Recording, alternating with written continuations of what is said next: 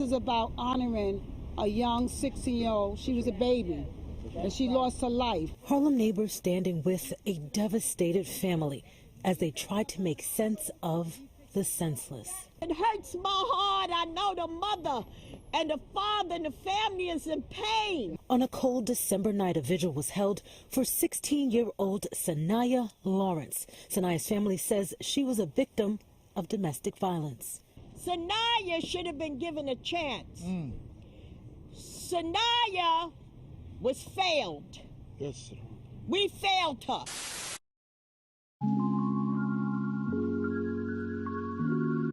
"16-year-old Saniyah Lawrence is described by family as a young girl who had dreams and an entrepreneurial spirit. She had a passion for selling slime and successfully marketed it to her friends and peers. Saniyah recently started a new school and was excited about starting a new chapter in her life. Unbeknownst to those around her, tragedy would soon unfold in the worst way possible.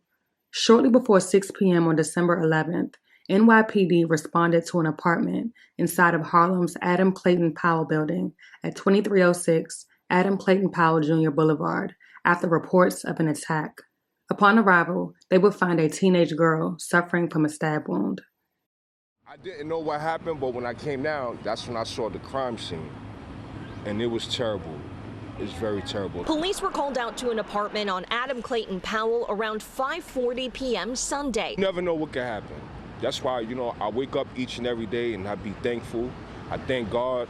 Before I even leave the house, I pray before I leave the house because you never know what could happen. The victim was identified as 16-year-old Saniyah Lawrence, who was rushed to Harlem Hospital Center, where she sadly succumbed to a stab wound to the neck. Nearby surveillance footage captured the image of a young man exiting the building where Saniyah's body was later discovered by authorities. Family quickly identified the male as Saniyah's 18-year-old boyfriend, Zaire Crumley. The two had been dating for over a year. According to neighbors and police, the two got into a heated argument leading up to the fatal stabbing. Zaire believed that Saniyah was cheating on him and ultimately ended her life because of it.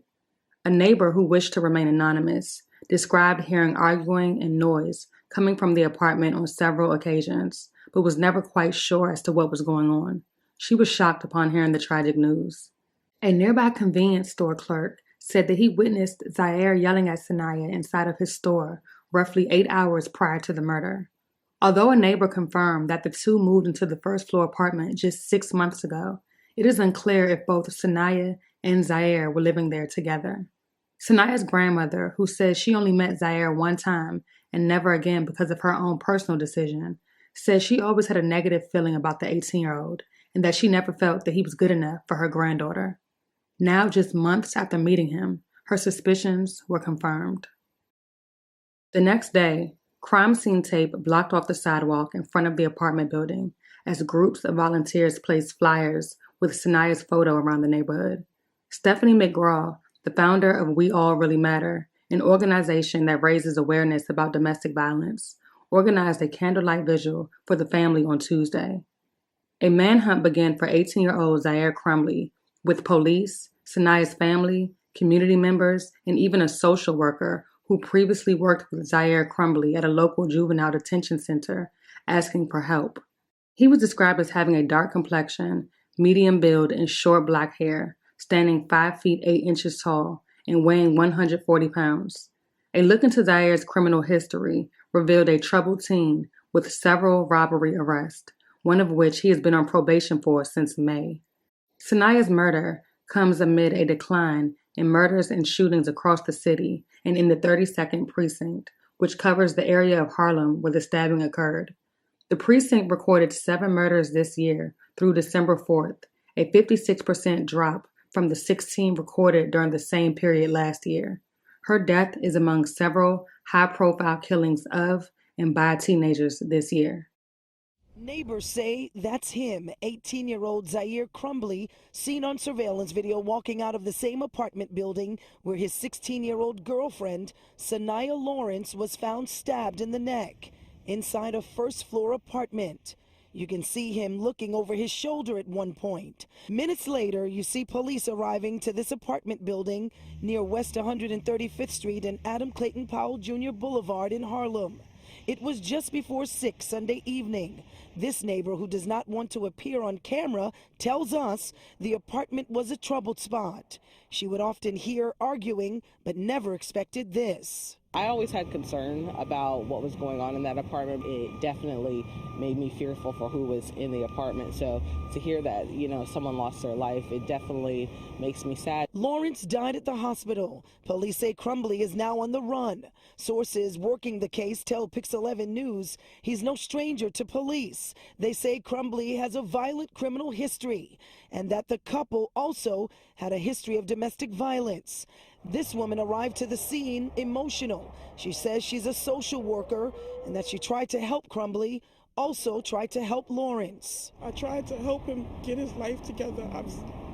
I tried. I failed him. I failed him. No, you didn't. You didn't I failed him. To all of y'all young girls out there right now, domestic violence is real. It's killing. This young girl lost her life, 16 years old, because she just thought it was a game.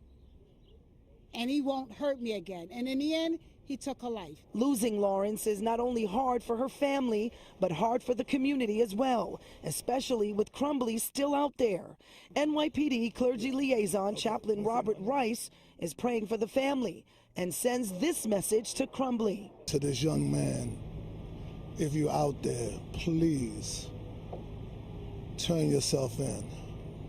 Turn yourself in and get the help that you need. A domestic violence survivor herself, McGraw is the CEO of a nonprofit called Warm, dedicated to helping people affected by domestic violence.